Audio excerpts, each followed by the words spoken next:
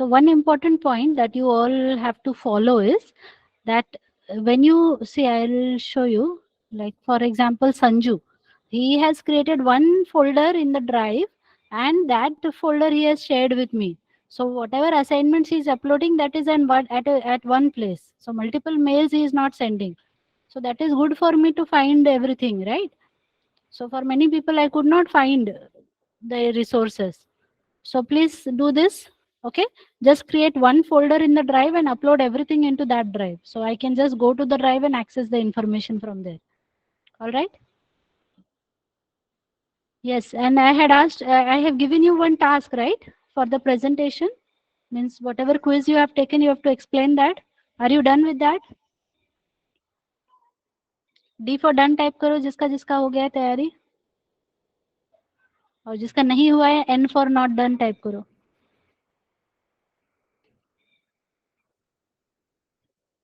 Quiz, you had taken the quiz, right? The explanation you have to give. जिसने जो quiz लिया उसका वो explanation देगा.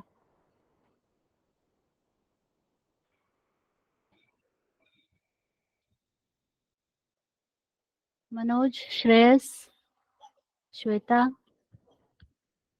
Dnyaneshwar, Rohit, Abhijit. Sanju is not done. Why Sanju, Vaishnavi not done? श्रुति. 4-5 ही तो question है, वो तुमने ही बनाया, फिर क्यों नहीं तैयार किया? Yes, Sanju, can I know the reason, please? Vaishnavi, tell me the reason.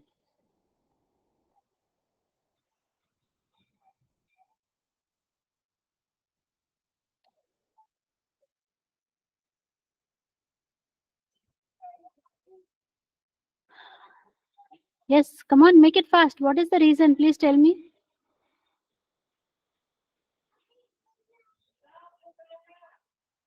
Laptop change करना पड़ा है, सो भूल गए थे. ठीक है, ये भूलने वाला नहीं होना चाहिए अभी नेक्स्ट टाइम से ना. ठीक है, कल छुट्टी है हाँ सबको, गणपति का. परसों सेशन रहेगा, सो परसों हम लोग करेंगे ये काम. ठीक है. Okay. And I have already informed you whatever task I am giving you, I am preparing the performance report based on that, and I'll be sharing that with the Armstrong team. Okay. So please take every task seriously. And I am very honest. जैसा तुम submit करोगे वैसा मैं as it is report बनाऊंगी. ठीक है. रोहित, तुमको 2 बार mail किया, तुम्हारा टेस्ट का ब्लैंक फोल्डर्स आ रहे हैं मेरे पास. ठीक है. It has no code inside it. 2 बार तुमको मेल किया मैंने. आप जो मुझे सेंड कर रहे हो उसमें चेक तो करो उसमें कोड है या नहीं है. हाँ लेकिन कितने बार मैं वेट करते रहूंगी सुबह से रात तक, वही काम नहीं है ना मेरे पास. तुम दोबारा सेंड करते हो, वापस ब्लैंक सेंड करते हो, ऐसे थोड़ी होता है बेटा.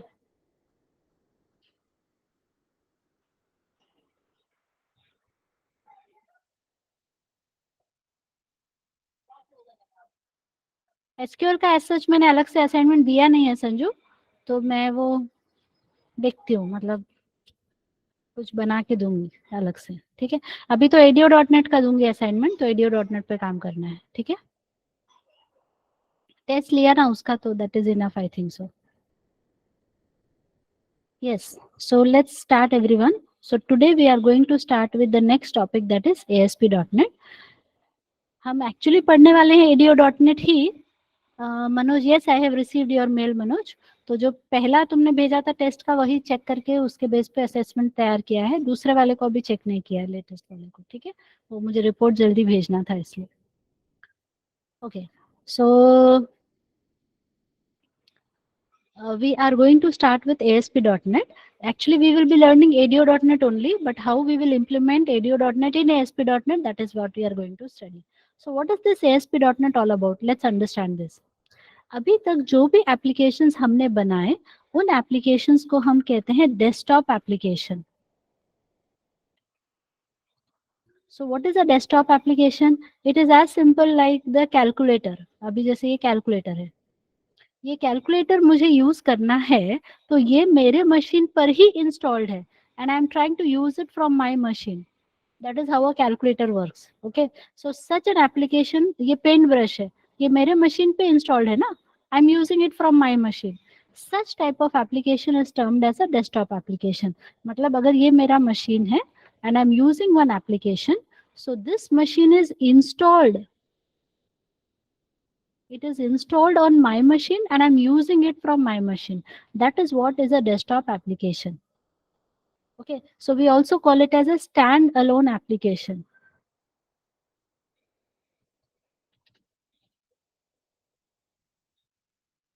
But sometimes what happens, अभी प्रॉब्लम क्या होगा इस केस में, जैसे for example library management system है, तो अब मैंने अगर लाइब्रेरी मैनेजमेंट सिस्टम बना दिया एक एप्लीकेशन और वो मेरे मशीन पर ही इंस्टॉल्ड है, so there is one system that is a library management system, and if it is installed on my machine, then I am the only one who is going to use this application, correct? तो अभी जैसे बहुत सारे students हैं ना, so there are so many students, they want to issue the book और they want to submit the book, तो वो लोग इस एप्लीकेशन को एक्सेस नहीं कर पाएंगे, या तो उनको मेरे पास आना पड़ेगा और मेरे थ्रू ही ये सिस्टम एक्सेस होगा. That is what it is done most of the times in the colleges and everywhere, right, कि एक ही सिस्टम रहता है और एक ही यहाँ पर ऑपरेटर होते हैं. So you just go to that person, you say this is the book I want, and this person will only be able to access this system. समझ में आ रहा है?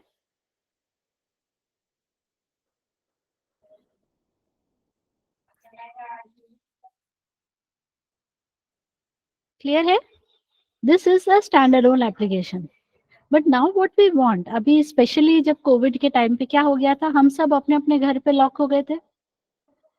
And then we can't go to the office or you can't go to your college, then how will you access the resources?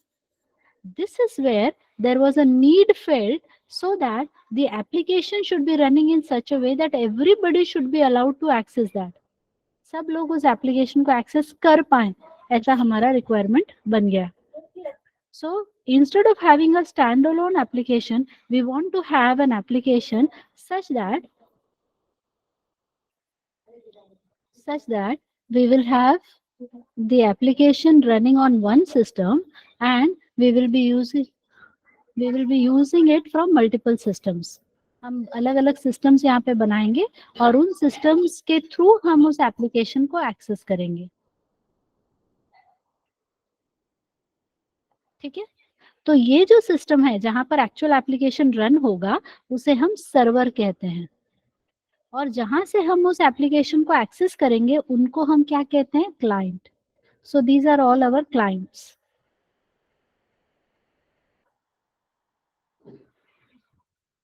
So this type of an architecture is called as a client server architecture.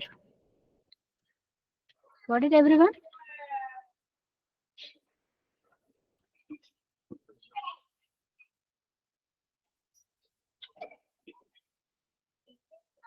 So all the clients will be using the application from a different machine. जैसे अभी हम Gmail use करते हैं, तो Gmail हमारे machine पे नहीं होता है, right? So we are through the browser we are connecting to the Gmail server and from there we are accessing the application. Such type of an application is termed as a client server application.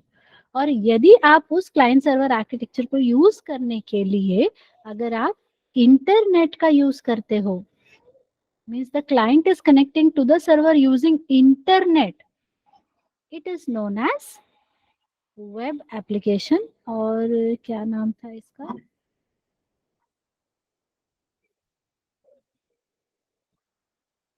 मतलब ये अब अगर हम internet use कर रहे हैं, means we are connected with the internet, so can I say I am connected with the entire world now, पूरे दुनिया से हम कनेक्ट हो गए.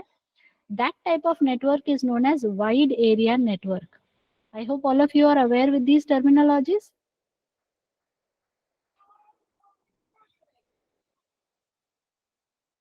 कभी कभार आपने सुना होगा कि कुछ जगहों पर ऐसा भी होता है कि आप एक पर्टिकुलर मशीन से ही उस नेटवर्क को यूज कर सकते हो.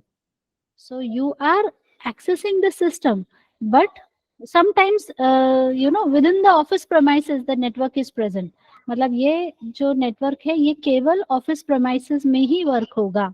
अगर आप ऑफिस के बाहर चले जाओगे तो आप इसको एक्सेस नहीं कर पाओगे. then it is called as a local area network. ठीक है, इसको हम क्या कहेंगे, लैन. इज दैट ओके एवरीबडी, ये समझ में आ रहा है? एक हो गया वाइड एरिया नेटवर्क जहां पर कोई बाउंड्रीज नहीं है, सिंपल ऐसे समझ लो, कोई ऐसा लिमिटेशन नहीं है, कहीं से भी हम एप्लीकेशन को एक्सेस कर सकते हैं अगर, तो वो क्या कहलाएगा, वाइड एरिया नेटवर्क, जहां पर हम इंटरनेट का यूज करते हैं. But there will be a certain cases where we have a boundary, okay, and within the boundary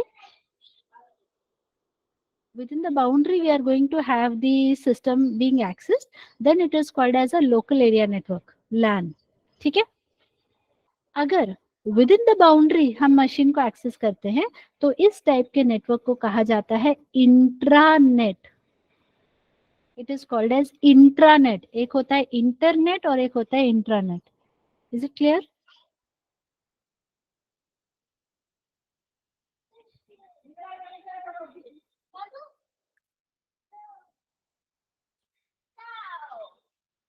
ठीक है, internet is something which will run within a boundary, within a premises, that is called as a local area network. तो ये कहलाएगा intranet. और दूसरा हो जाएगा जो कहीं पे भी रन हो सकता है, दैट इज इंटरनेट पे. ठीक है, wide area network. This much, ये हमको बाद में लगेगा है ना सेटिंग्स के समय पे. तो everybody is okay with this part? Okay, now when we want to build such an application, तो मुझे चाहिए कि हाँ मुझे भी ऐसा एप्लीकेशन बनाना है which can be accessed by everybody. So we build an application and we deploy it on the server. हम उसको क्या करेंगे, सर्वर पे डाल देंगे. So what we can do, we can build an application using HTML, CSS, JavaScript, jQuery, ये सब use करके हम एप्लीकेशन बिल्ड कर सकते हैं, right? So anybody might be using this application. So how we will access this application?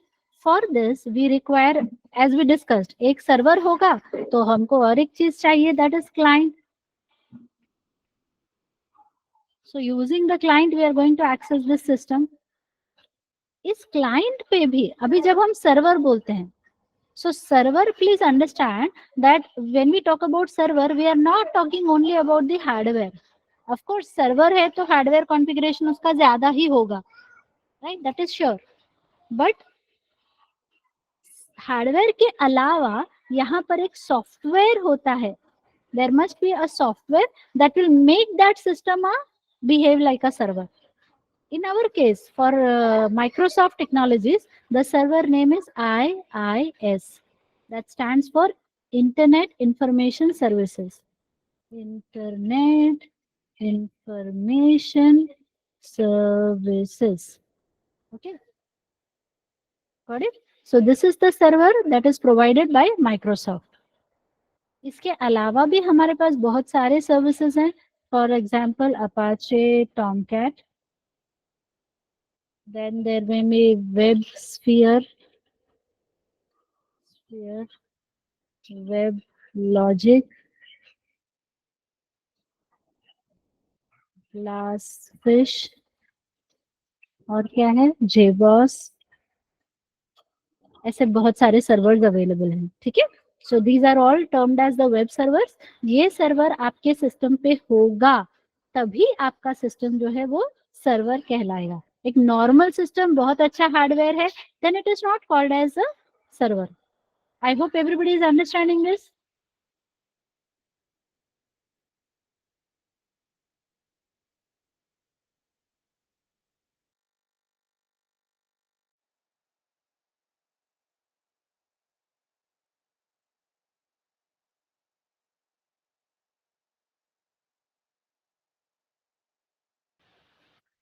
Got it everybody?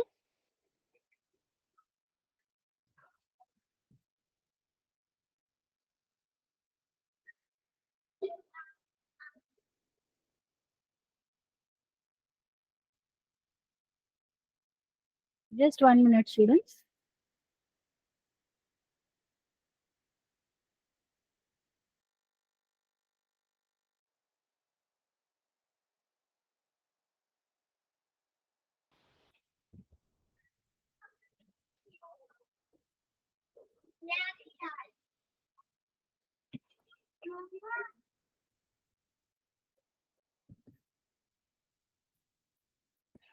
Okay.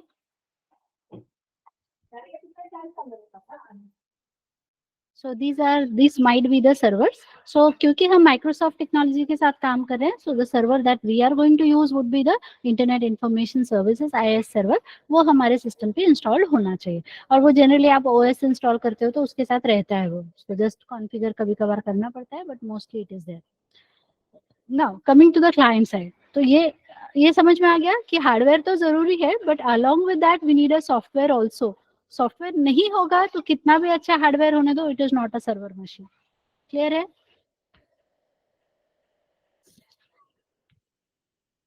Now coming to the client. Client भी एक machine है, सिर्फ सिस्टम है तो वो काफी नहीं है. Again we need a software using which we will send the request to the server. तो ये सॉफ्टवेयर कौन सा होगा? This software is our browser. इस सॉफ्टवेयर का नाम क्या है? Browser. So using the browser, we send the request and we receive the response from the server. I hope this much is clear. Software दोनों side में समझ में आ गया, क्लाइंट और सर्वर साइड में. Okay. Now let's understand this one more time. अभी मैं client हूँ, ठीक है? तो मैंने क्या किया, क्लाइंट मशीन पे मैंने ब्राउजर ओपन किया, और ब्राउजर मशीन पे हम क्या करते हैं कि URL टाइप करते हैं, right? I hope you all are aware of what is URL. जो भी आपको वेबसाइट ओपन करनी है उसका नाम टाइप करते हो ना, for example google.com, gmail.com, that is considered as a URL. URL type करते हो और फिर आप एंटर हिट करते हो. Then what happens when you do this? ये URL जो है, this goes as a request to the server. Correct है? I hope you all would agree to this. It will go as a request to the server.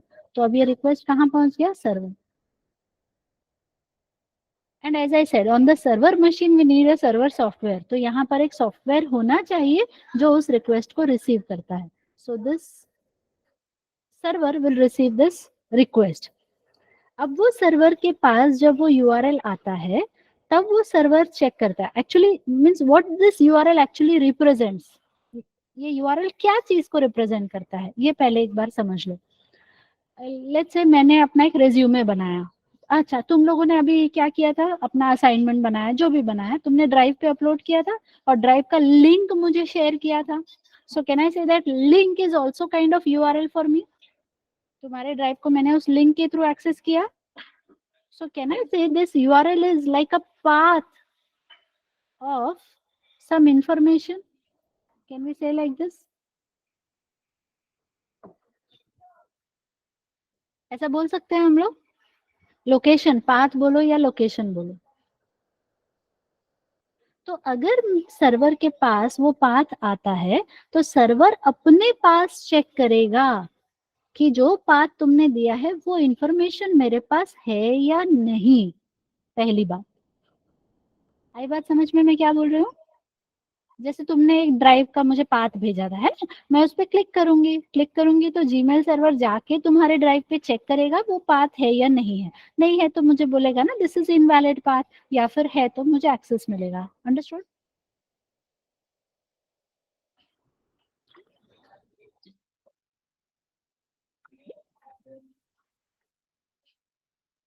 So similarly, when we send a request using the URL, what the server does, it takes this URL and it tries to locate whether the particular resource is present or not. अगर वो resource present है, तो server क्या करेगा? वो resource client को देगा. So what the server sends to the client, we call this as a response. ठीक है? Got it everybody? एक हो गया क्लाइंट, एक हो गया सर्वर. और दूसरा क्लाइंट जब सर्वर को कुछ भेजता है, that is termed as a request. Server जब क्लाइंट को कुछ भेजता है, that is termed as a response. Clear? Now who is receiving this response? ये जो रिस्पॉन्स क्लाइंट के पास आ रहा है, वो कौन रिसीव करेगा उस रिस्पॉन्स को?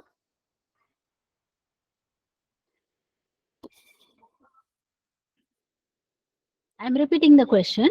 अभी आपने रिक्वेस्ट भेजा URL के थ्रू, सर्वर ने उसको ढूंढा और वो रिसोर्स वापस भेज रहा है। वो रिसोर्स किसको मिला? ब्राउजर को मिला। So browser is the receiver, correct everyone?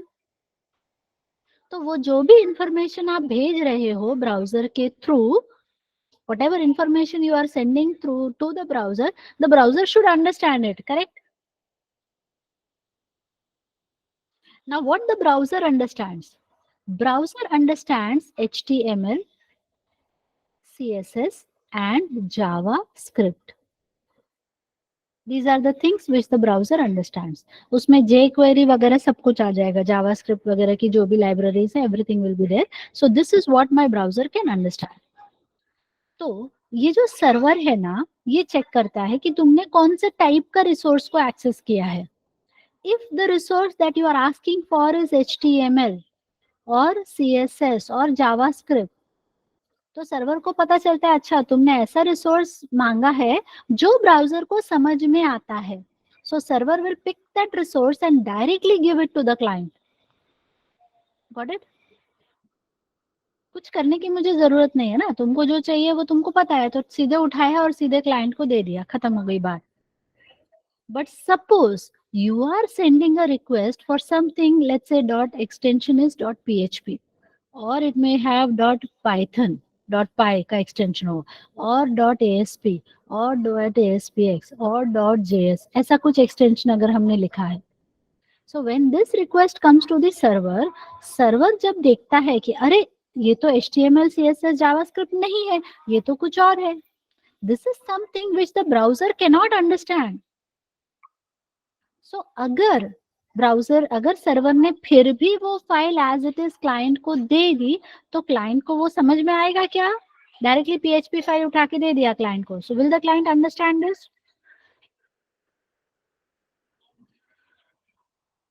Correct. So the client will not understand. तो सर्वर बोलता है नहीं बाबा, अगर तुमने HTML, CSS, जावास्क्रिप्ट के लिए रिक्वेस्ट नहीं भेजा है तो मैं तुम्हें डायरेक्टली वो रिस्पॉन्स नहीं भेजूंगा.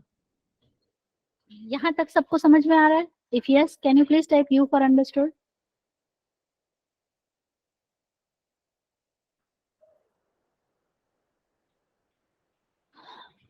Okay.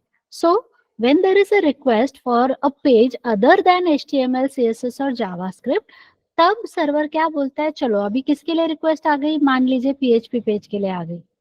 So let's say this is our PHP page. ठीक है, तो PHP पेज कैसा दिखता है? ऐसा ऐसा ऐसा रहेगा. यहाँ पर PHP टैग होता है like this. So this is all HTML. This is again some.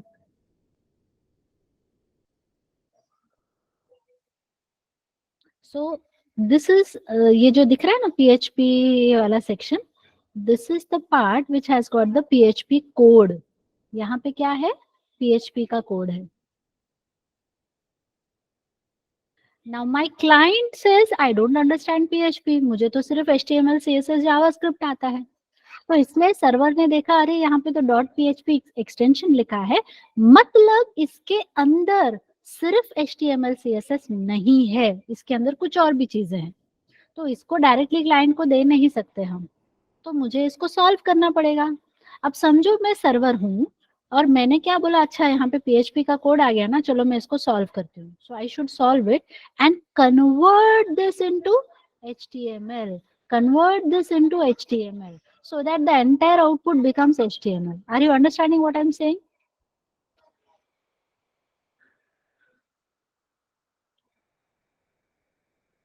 If I am the server, I observe the request, the extension of the page, that is .php, it is telling me that this page contains something other than HTML. So there is some PHP code. For example, I'm just taking one example.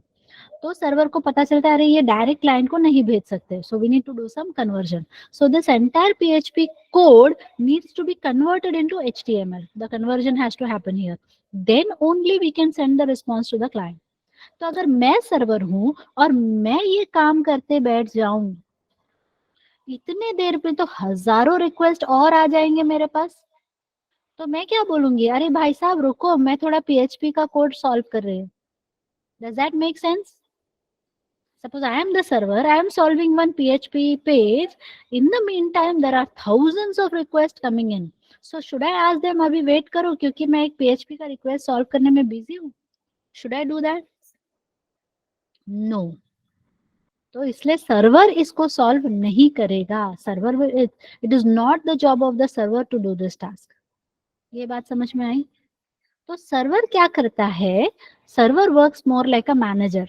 So what the server will do, whenever it will receive a request, जब भी उसके पास ऐसा कोई request आएगा, for example request किसके लिए आई? Dot PHP के लिए आई, या फिर रिक्वेस्ट किसके लिए आई? पाइथन फाइल के लिए आई, या फिर रिक्वेस्ट किसके लिए आया? समझो जावा जेएसपी फाइल के लिए आ गई, ऐसा कुछ. तो उस केस में सर्वर क्या बोलेगा? उसके पास एक असिस्टेंट है.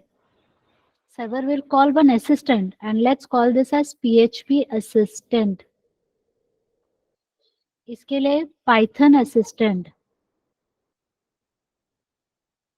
जेएसपी असिस्टेंट, उनको बुलाएगा और वो वाला जो कोड है वो उसको दे देगा और बोलेगा तुम इसको सॉल्व करो और इसका HTML मुझे दे दो. अगर पाइथन के लिए रिक्वेस्ट आए, तुम इसको सॉल्व करो, HTML मुझे दे दो. तुम इसको सॉल्व करो, HTML मुझे दे दो. जैसे मुझे HTML मिलेगा मैं क्लाइंट को वो सेंड कर दूंगी. तो सर्वर का जॉब इधर हल्का हो गया. रिक्वेस्ट आई, फटक से दूसरे को दे दो और अपना आगे बढ़ो, काम आगे बढ़ेगा. So server is forever dealing with the client, accepting the request, sending the response, accepting this request, sending the response. In the meanwhile, it might have to delegate the task to some assistants which are running in the background. Got it, everybody?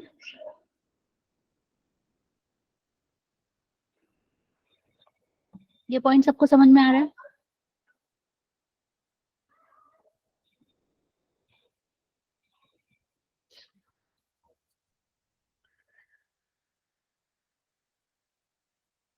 अब सवाल ये उठता है कि इन लोगों को picture में लाना ही क्यों है? क्यों चाहिए ये लोग? HTML CSS जावास्क्रिप्ट से भी तो वेबसाइट बन सकती है ना. इतना सब असिस्टेंट को बुलाना पड़ रहा है, तो क्यों ना हम वेबसाइट HTML CSS जावास्क्रिप्ट में ही बना दें, है ना? न रहेगा बांस, न बजेगी बांसुरी.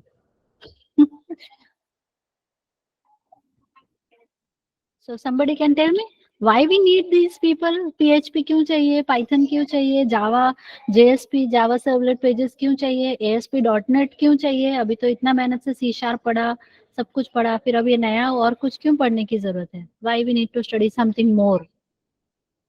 इतने से हमारा पेट क्यों नहीं भर रहा है? करेक्ट. अभी तुमने C# पढ़ा, तो do you realize how powerful C# इज? उसमें कलेक्शंस फ्रेमवर्क है, उसमें ऑब्जेक्ट ओरिएंटेड प्रोग्रामिंग है, उसमें डेटाबेस कनेक्टिविटी है, मल्टी थ्रेडिंग है, इवेंट्स एंड डेलीगेट्स है, फाइल हैंडलिंग है. There are so many things that are available in C#. वो सब पावर यूज नहीं करना है हमको, सिर्फ HTML CSS जावास्क्रिप्ट से खुश हो जाना है. So we will be able to build that application, but it will not be as powerful as what we are expecting. ज्यादा उसमें सिर्फ फ्रंट एंड जैसा ही कुछ रहेगा. ना हम डेटाबेस में डेटा स्टोर कर पाएंगे, ना फाइल में स्टोर कर पाएंगे, ना फेच कर पाएंगे, कुछ भी नहीं. अंडरस्टूड?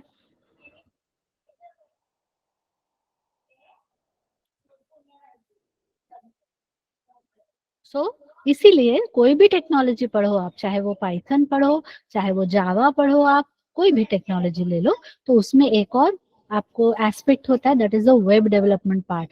अलग से हम पढ़ते हैं, है ना? जैसे जावा में सर्वलेट JSP पढ़ते हैं सब लोग.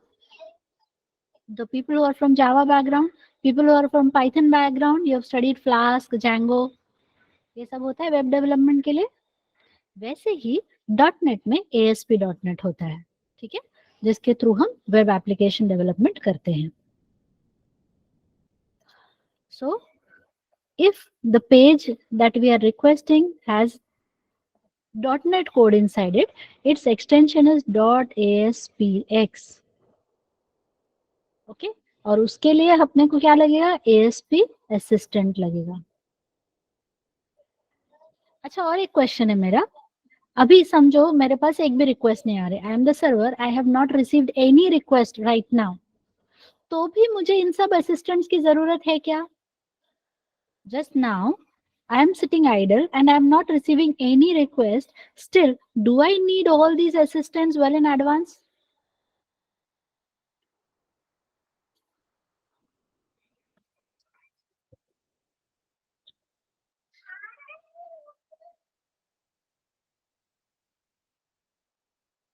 Yes. Do you think we need them?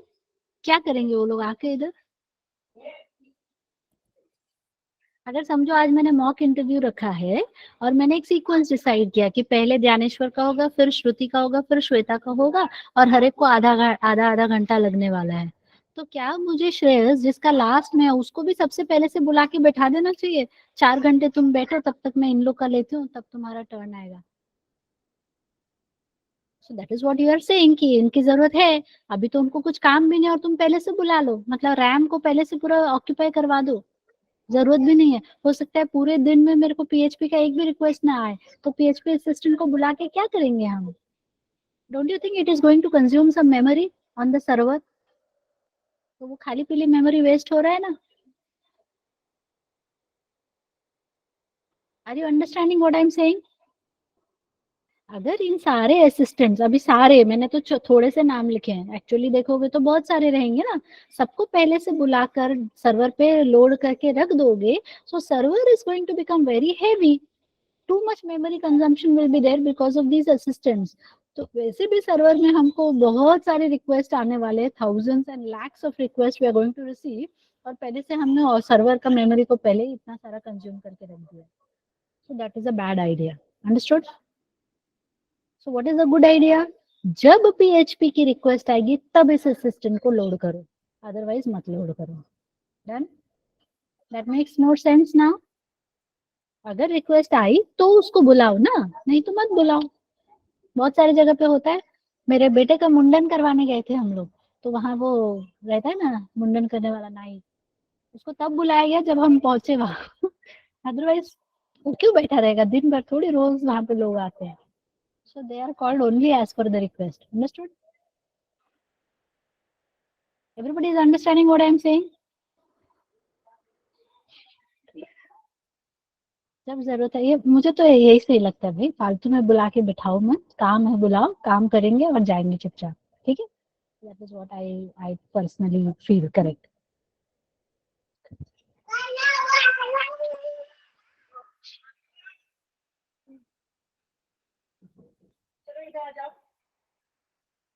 Okay, सो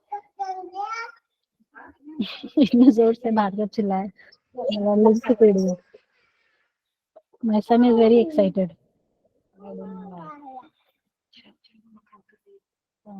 कहाँ थे हम? हम्म, तो ये जो है अपना असिस्टेंट, ये उस समय लोड होगा जब हमको जरूरत होगी। ठीक है? तो ऐसे फाइल को जो उस समय लोड हो जब अपने को जरूरत हो, उसे हम पाइप सॉरी डॉट नेट में हम उसे कहते हैं DLL। Okay, the name is DLL। ये भी मुझे आपको सिखाना है DLL बनाना, बाद में टाइम रहेगा तो बताऊंगी, याद दिला देगा। Dynamic link library। So DLLs are like independent files, independent modules you can say। जैसे exe होता है ना executable, वैसा DLL होता है। So we call this DLL as single deployable unit।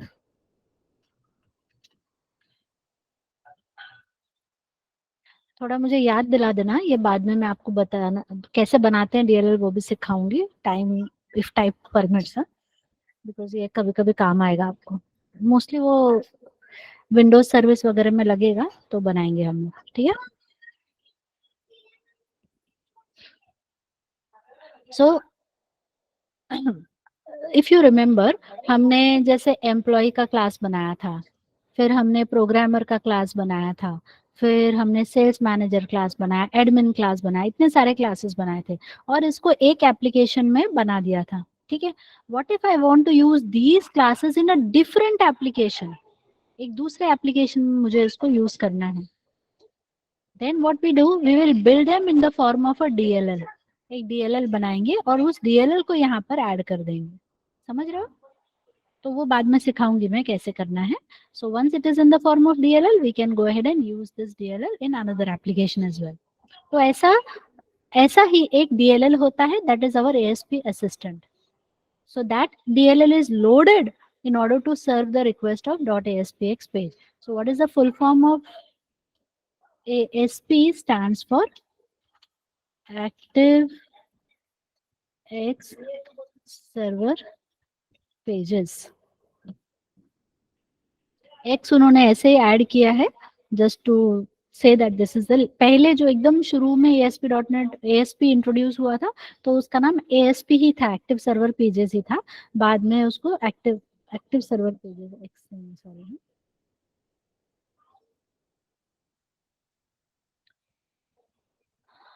So now it is termed as ASP.NET. तो वो .NET के लिए यहाँ पर X ऐड हो गया है. ठीक है, सो जस्ट एक्सटेंशन जैसा आप उसको समझ लो. सो .NET रिप्रेजेंट करने के लिए ऐसा कहिए. ठीक है, सो ASP.NEट का एक DLL होता है, वो लोड होता है जब भी हम ASP.NET पेज को रिक्वेस्ट करते हैं. इतना तक सबको समझ में आ रहा है? Everybody is okay with this? एक समराइज करती हूँ मैं. Whenever the client is sending the request, सबसे पहले क्या होगा, क्लाइंट एक रिक्वेस्ट भेजेगा.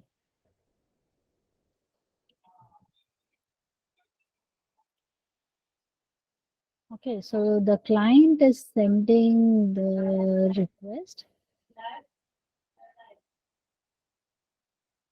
यारो बड़ा गंदा है.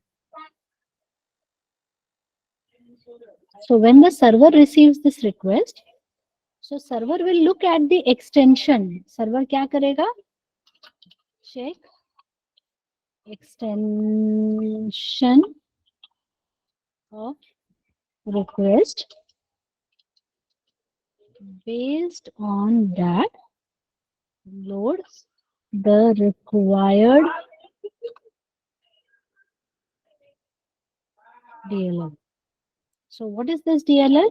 It is the assistant. आई बात समझ में? रिक्वेस्ट आया सर्वर के पास, सर्वर देखेगा कि उस पेज का एक्सटेंशन क्या है और उस एक्सटेंशन के हिसाब से वो उसका पर्टिकुलर DLL को लोड करेगा. क्लियर है? ऐसा ऐसे PHP है तो PHP का DLL, ASP है तो ASP का DLL, like this it will be loaded.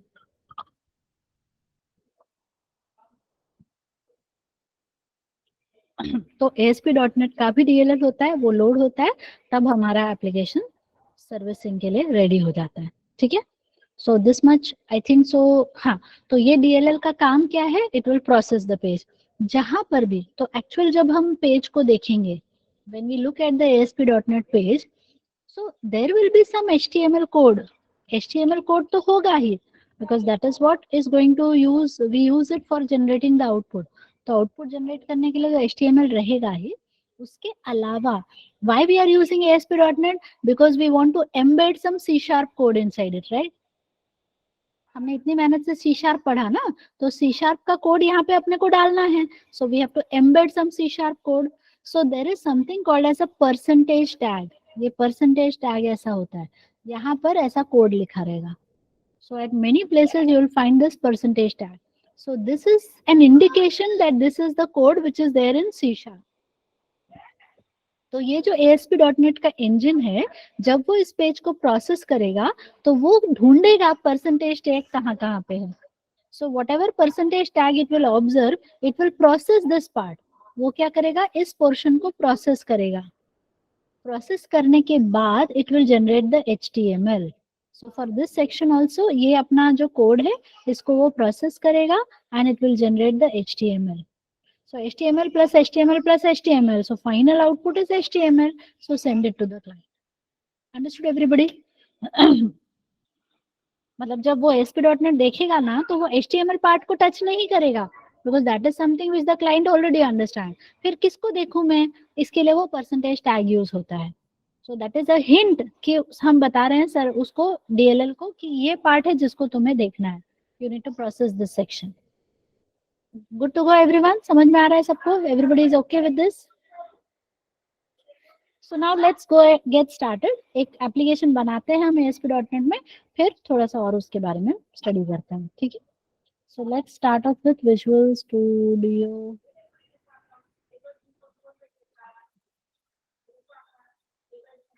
Ma'am DLL के अंदर ASP असिस्टेंट होता है.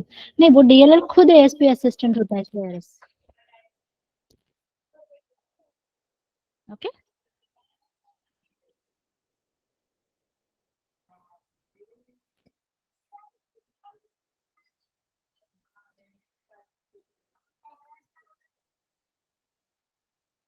So now I'm going to have a new project.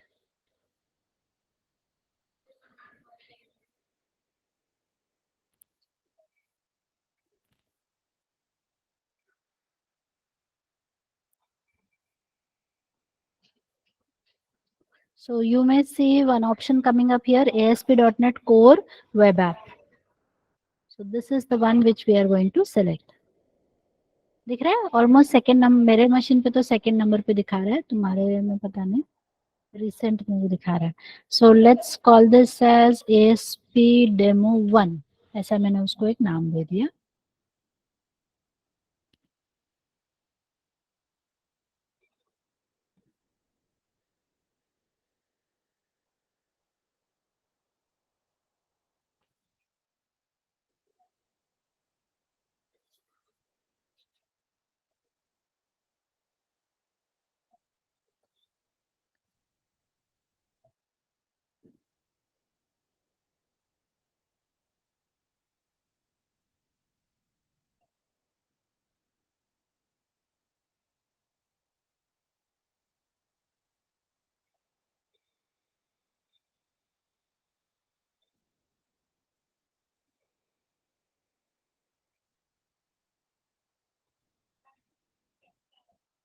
एक मिनट, डायरेक्टली रन करके चेक करते हैं एक बार.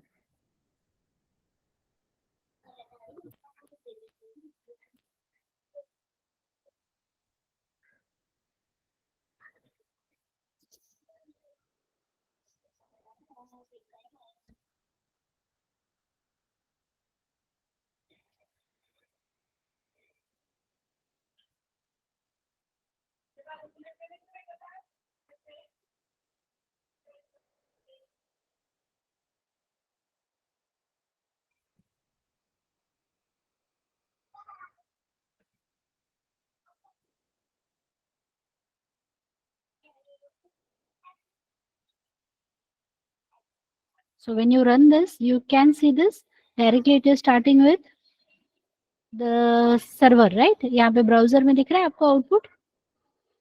जैसे हम उसको, मतलब अभी मैंने कुछ भी कोड नहीं लिखा है. It is coming up. So there is some code which is already present here. ऐसा है. ठीक है. So something like this the output is coming up.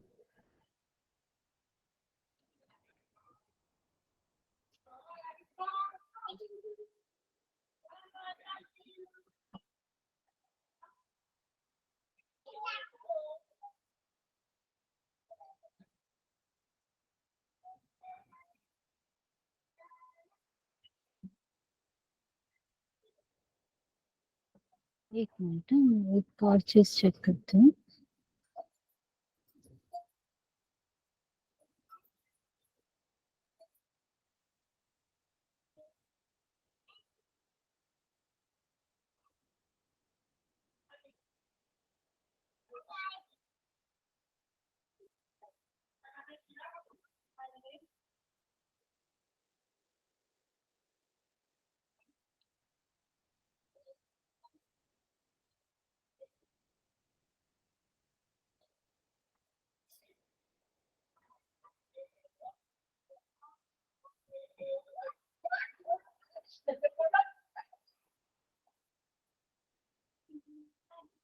एक मिनट, मैं ये वाला कर तो एक बार. Let me just test this one also.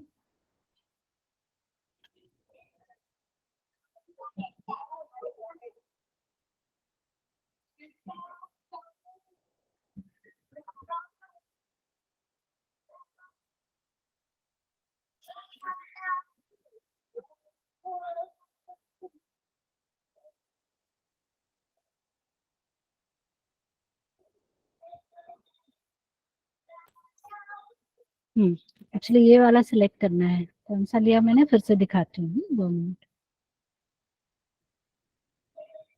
So I went for the empty one. Now I'll just click on add here, add new item. Add.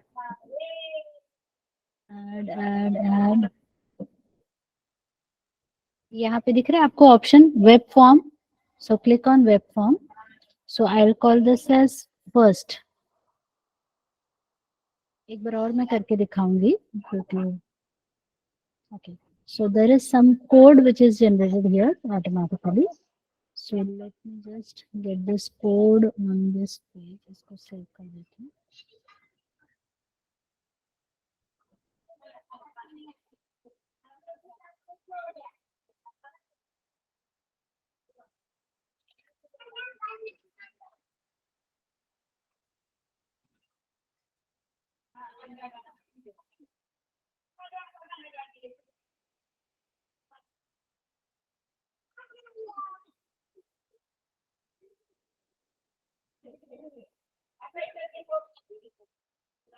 Yes.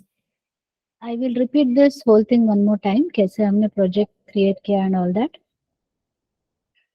So क्या करना है अपने को? Just go to Visual Studio 2022.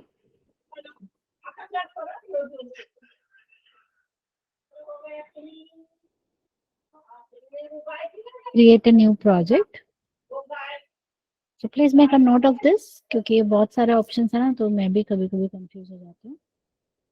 अभी कौन सा मैंने select किया, यहाँ पर ASP टाइप करो तो ASP के सारे ऑप्शंस वो दिखाएगा.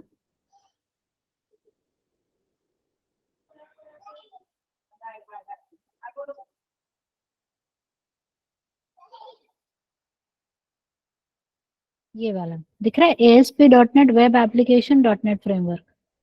एवरीबडी, ये C# का है और ये VB.NEट का है. अपने को ये वाला सिलेक्ट करना है, C# वाला. दिख रहा है इधर तो छोटा सा C# लिखा है. Can you see this everyone? So please make a note of this. हाँ, याद रखना, web app ASP.NET web application, this is the one we are going to select.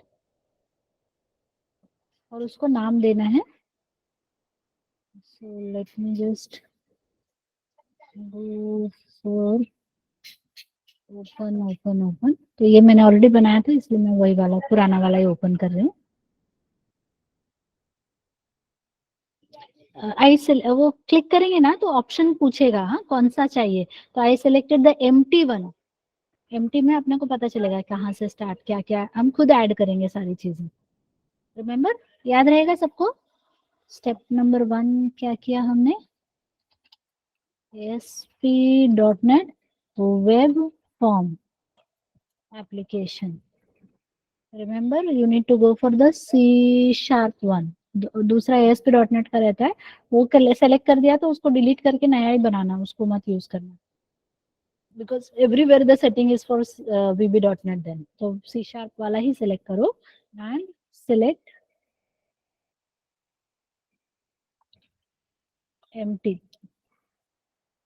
Option.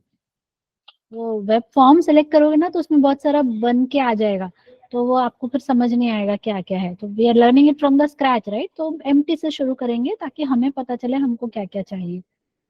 So after this, when you select empty, then go for right click and then click on add. Add में ये वाला option web form select करना है, ठीक है. So the next thing that we need to do is, our option is add web form. उसको कुछ भी नाम दे दो, तो मैंने उसको फर्स्ट ऐसा नाम दे दिया. So if you observe this, ये जो फर्स्ट है उसको यहाँ पर रिफ्रेश करने से दिख रहा क्यों नहीं.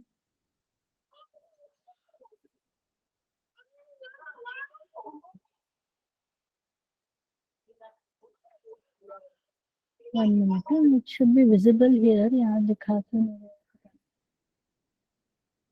ठीक है, देखते हैं बाद में.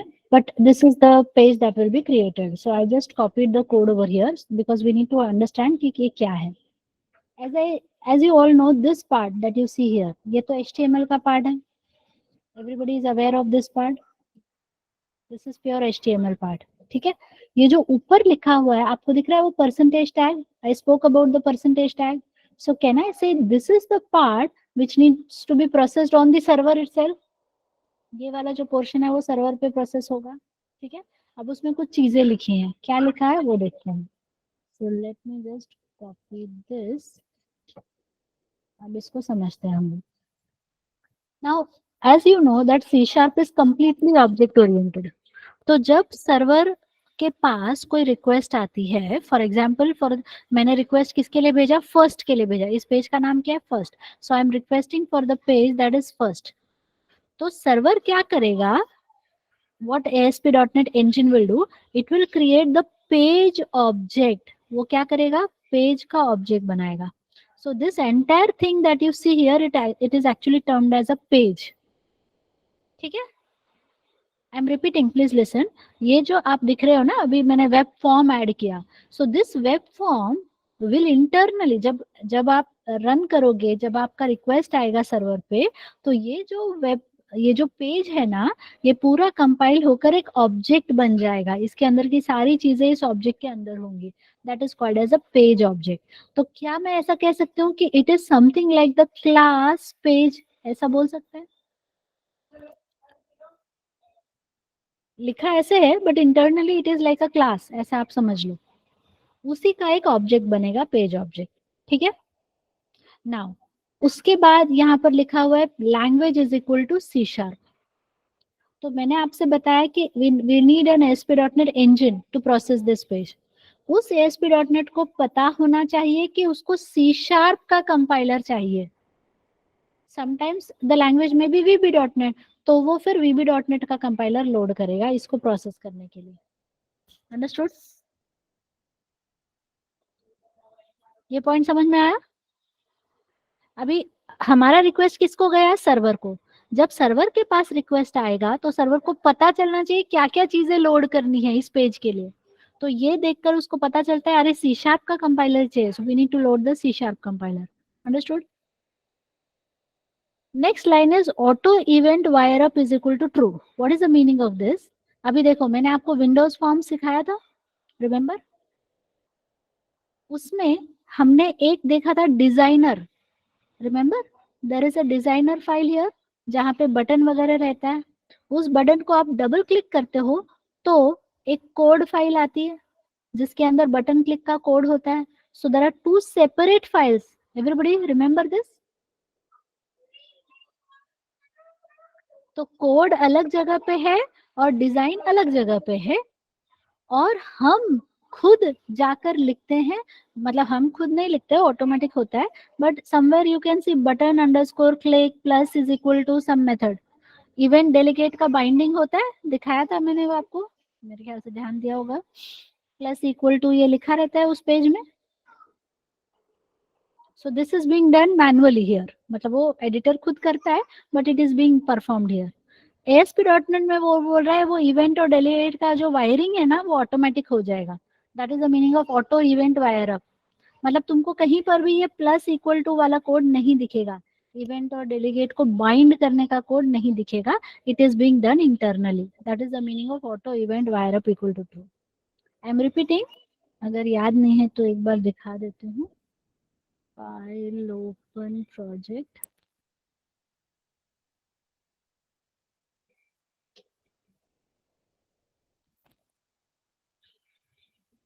ये देखो ये डिजाइन वाली फाइल है ना. This is the design file. For this we have the designer.cs file. इस designer.cs फाइल में आप यहाँ पे देखो, इतना सारा कोड देखो वो जनरेट हो रहा है. ये देखो, can you see this part.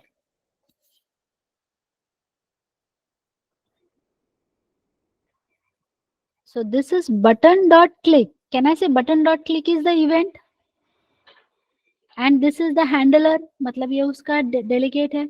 उसको और इसको हमने वायर अप किया है किससे, प्लस इक्वल टू से. तो ये कोड यहाँ पे दिख रहा है ना अपने को. So it is happening somewhere. Editor खुद करके दे रहा है अपने को, बट ये लिखना तो पड़ेगा ही. ये नहीं लिखा तो प्रॉब्लम आएगा. सो this is being done here.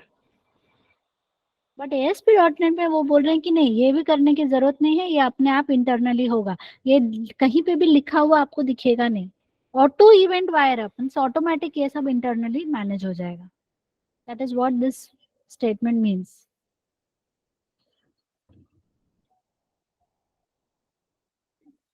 So everybody okay with this line. Auto event wire up मतलब समझ में आया. ये ट्रू रहेगा हमेशा. ओके. अब जैसे फॉर्म्स में हमने देखा था कि एक पेज होता है जिसमें हम डिजाइन करते हैं, means we drag and drop all the controls, that is one file. तो अभी ASP.NET में वो जो फाइल रहेगी जहां पे सारा डिजाइन होगा, that is first dot ASPX. ये जो फाइल होगी इसको आप ऐसे समझ लो कि ये आपकी डिजाइन फाइल है. डिजाइन फाइल मतलब इसमें UI का कोड रहेगा, user interface code is there. Now suppose there is a button. Button को डबल क्लिक करके जो हम कोड लिखेंगे, means that is called as code behind. इसको हम क्या कहते हैं, कोड बिहाइंड. बिहाइंड क्यों? क्योंकि ऊपर दिखने में बटन दिख रहा है, डबल क्लिक किया तो कोड आता है ना. Okay, so that is called as code behind. Code behind जो है वो कौन से फाइल में रहेगा, first dot ASPX dot CS file. Understood.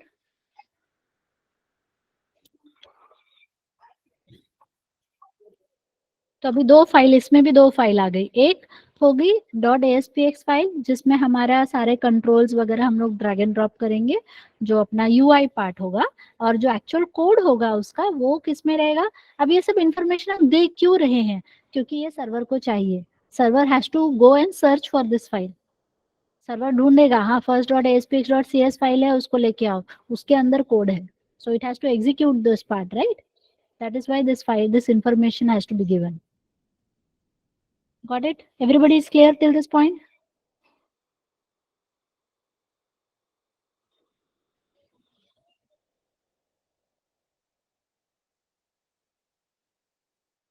Now, as I said, this whole thing, ये जो हमने अभी कोड देखा, ये जो अभी मैंने आपको दिखाया, ये वाला सारा चीज, this whole thing that will get converted into a class. सब कुछ किस में बदलने वाला है, एक क्लास में. So this class is inherited from a class that is called as ASP demo 2. वो तो अपने सॉल्यूशन का नाम है, डॉट फर्स्ट. उससे इनहेरिट होकर ये क्लास बनेगा. मतलब अभी आप इसको थोड़ा सा ऐसे समझो कि there will be a class called as first. First नाम का एक क्लास बनेगा क्योंकि अपन ने जो पेज बनाया उसका नाम फर्स्ट है. उससे इनहेरिट होकर एक और क्लास बनेगा जिसके अंदर सारा UI वाला पार्ट है. So all the UI related parts, मतलब इसमें कंट्रोल्स वगैरह रहेंगे, वो सब इसमें रहेंगे. और हमने क्या बोला, कोड बिहाइंड फाइल भी है, बाप रे, तो वो भी इससे जुड़कर बनेगा. So this will have code behind file. So ultimately everything will get combined into one final class. समझ रहे हो, सब कुछ मिलजुल कर एक क्लास बन जाएगा. एक क्लास बनेगी फर्स्ट, बेसिक क्लास. उसके अंदर जो जो कंट्रोल्स ऐड करते जाओगे वो इनहेरिट होकर आ जाएगा. फिर उसका डॉट क्लिक पे क्या इवेंट है वो सब इसमें है, तो ये सब जुल मिलजुल जाएगा और उस सब मिलकर एक फाइनल क्लास बनेगा. ये समझ में आ रहा है सबको.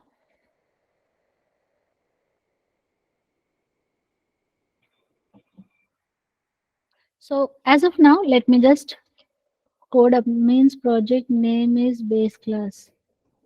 प्रोजेक्ट नेम नहीं, ये वाला फर्स्ट, क्या बोलोगे इसको, फॉर्म. फॉर्म, इसको वेब फॉर्म बोलते हैं. That is project name. तो ASP डेमो 2 है ना, that is the namespace Shreyas. Base class first है. ऐसे बहुत सारे पेजेस रहेंगे अपने वेबसाइट में, है ना. फर्स्ट, सेकेंड, थर्ड, फोर्थ, तो अलग अलग क्लासेस बनते जाएगा. First, second, third, separate separate classes will be created. Understood.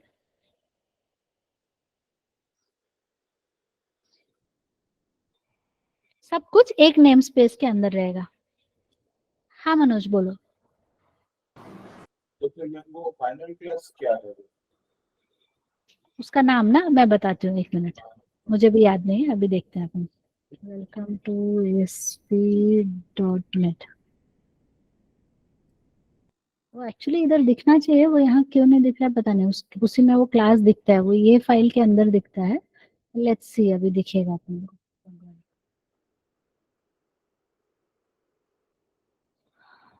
हाँ, ये फाइल है, ये डिजाइन है। Okay, so let me just go ahead and execute. Control F5 जैसे हम नॉर्मल एग्जीक्यूट करते हैं वैसा हम एग्जीक्यूट करेंगे इसको।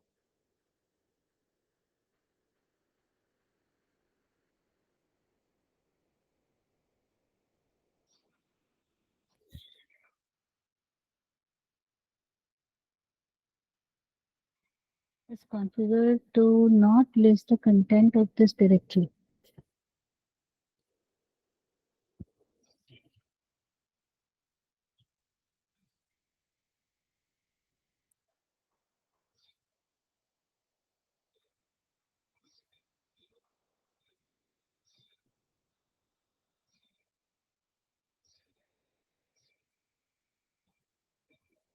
क्या आ रहा है? एक minute.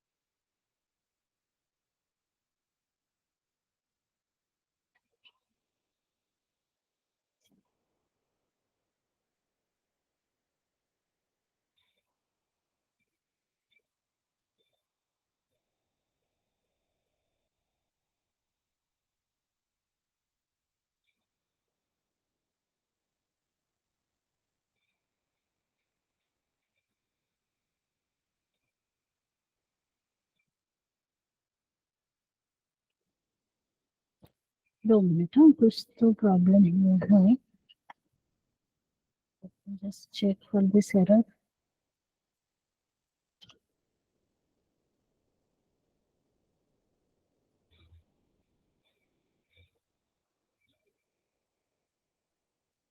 Keep this into your web.config, then rename as system.web server।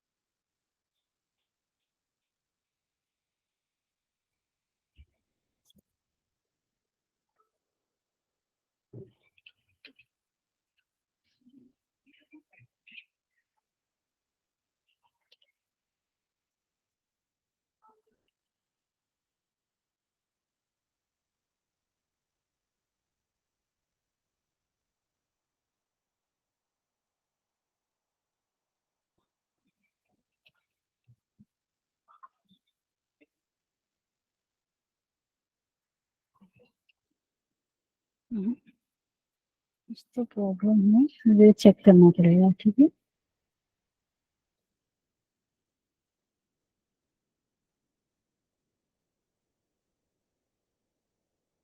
Just as well.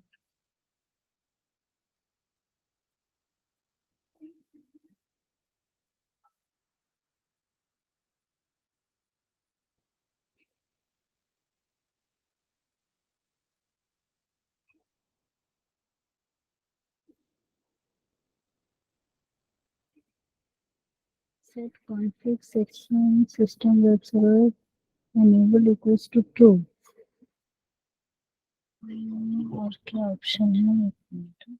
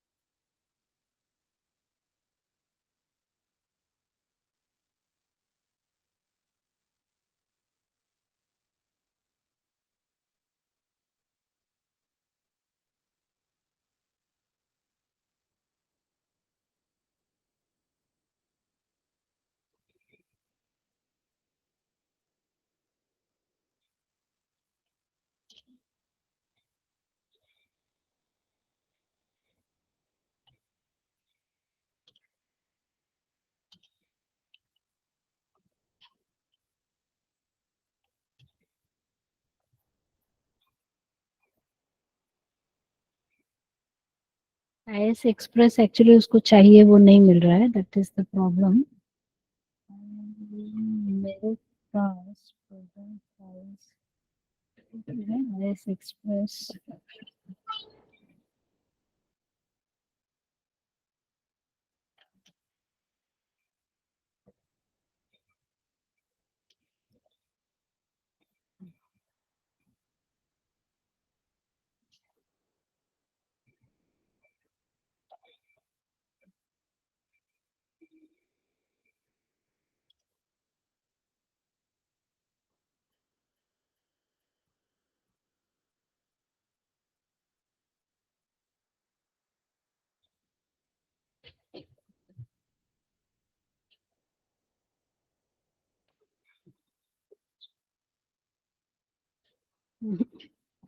ठीक है. So guys will stop here, क्योंकि मुझे थोड़ा सेटिंग्स का देखना पड़ेगा. इसमें कुछ सेटिंग का इशू लग रहा है मुझे.